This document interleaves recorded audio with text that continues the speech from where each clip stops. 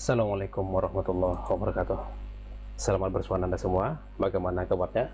Semoga dalam kondisi sehat walafiat, senantiasa dalam kondisi lindungan Allah Subhanahu wa Ta'ala. Baiklah, kita mulai pembelajaran kita dengan membaca doa. Berdoa dimulai, berdoa selesai. Anda semua, pada pertemuan yang ketiga ini, yaitu dalam pembahasan substansi genetika dengan submateri sintesis protein. Sebelumnya kita telah membahas komponen-komponen daripada pewarisan sifat, yaitu kromosom, gen, dan asam nukleat. Baiklah, sebelum kita mulai acara inti, Bapak absen terlebih dahulu. Ya, alhamdulillah hadir semua. Dalam pembelajaran ini kita akan menerapkan pendekatan saintifik dan model pembelajaran OBS atau observasi based learning dengan metode tanya jawab, diskusi, mengamati, dan membaca. Anda semua, Bapak telah membagikan lembar RKPD kita. Silakan Anda jawab nanti, tulis dengan jelas, dan boleh mengambil referensi dari buku yang ada atau media-media pendukung lainnya. Baiklah, pada kesempatan ini kita akan mempelajari sintesis protein. Namun sebelumnya, silakan Anda semua lebih aktif ya. Sekarang Bapak bertanya kepada masing-masing kita. Yang pertama Bapak tanyakan ke Ananda Puadin, sebutkan apa yang disebut dengan sintesis protein. Ya, sintesis protein adalah merupakan proses penyusunan senyawa protein dengan membentuk rangkaian rantai polipeptida. Rantai polipeptida adalah rangkaian yang dibentuk oleh asam amino. Ya, di mana terjadi proses sintesis protein? Ya, silakan Hendari. Ya, terjadi dalam ribosom. Dan kemudian kepengaturannya itu dilakukan oleh DNA di dalam nukleus atau inti sel. Kemudian senyawa-senyawa yang berperan dalam proses atau pelaksanaan sintesis protein apa saja? Silakan Andari. Ya, DNA, RNA duta, RNA transfer, RNA ribosom, dan enzim RNA polimerase. Kemudian dengan mempergunakan energi, yaitu dari berupa ATP atau adenosin trifosfat. Proses sintesis protein terdiri daripada dua jenis. Coba Anda Habib, apa saja proses tersebut?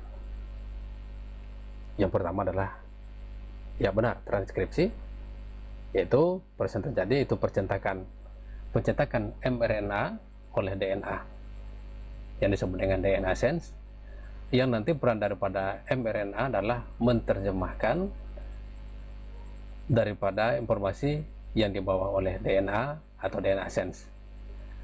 Maka informasi yang dibawa oleh mRNA selanjutnya disebut dengan kodon. Nah, ya, kodon merupakan bahasa nitrogen, ya, bahasa nitrogen yang diterjemahkan oleh mRNA. Kemudian proses yang kedua adalah translasi, di mana tRNA, ya, tRNA akan membawa asam amino yang sesuai dengan kode yang dibawa oleh mRNA sebelumnya. Maka kode yang dibawa oleh tRNA ada disebut dengan antikodon. Nah, silakan Anda perhatikan. Ada ribosom di dalam sel kita ya.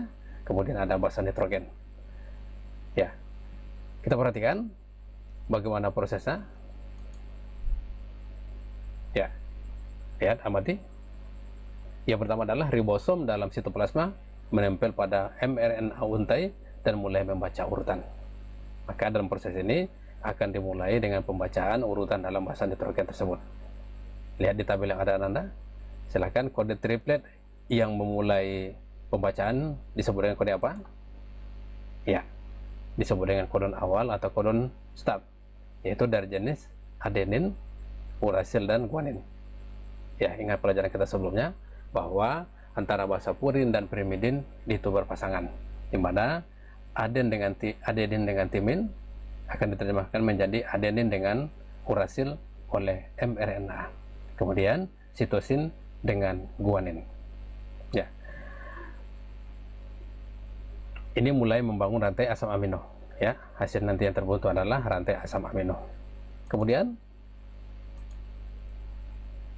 ya, perhatikan tRNA mulai menyesuaikan dengan mRNA, ya, sehingga terbentuk nanti asam amino. Nah, ya, kita lihat proses mulai pembacaan. Nah, ini dia polipeptida yang terbentuk, ya.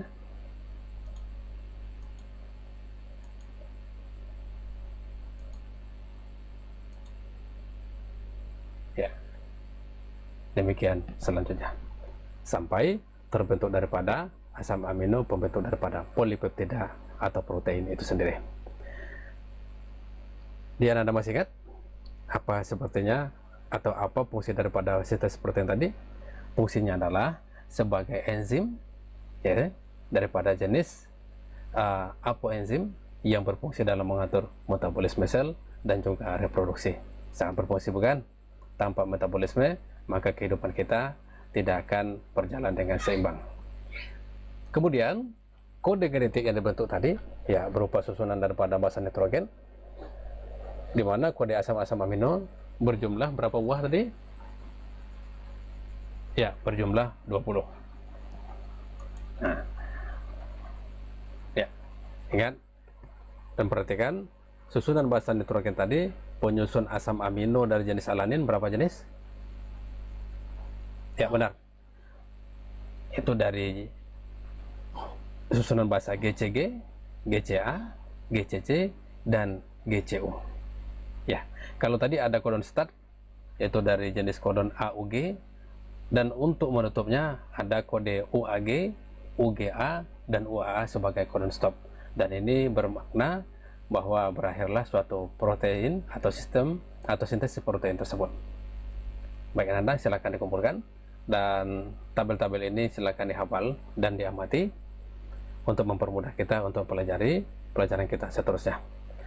Baik Anda semua, silakan dikumpulkan dan silakan diulang-ulang kembali pelajaran kita seterusnya di repo pelajaran kita, dan kamu amati pembelajaran kita untuk seterusnya, yaitu pembelahan sel, di mana dalam pembelahan sel juga ada nanti disinggung masalah sintesis protein pada masa interfase. Demikian Anda yang bisa Bapak sampaikan. Lebih dan kurang mohon maaf. Hadanallahu wa iyyakum ajmain. Assalamualaikum warahmatullahi wabarakatuh.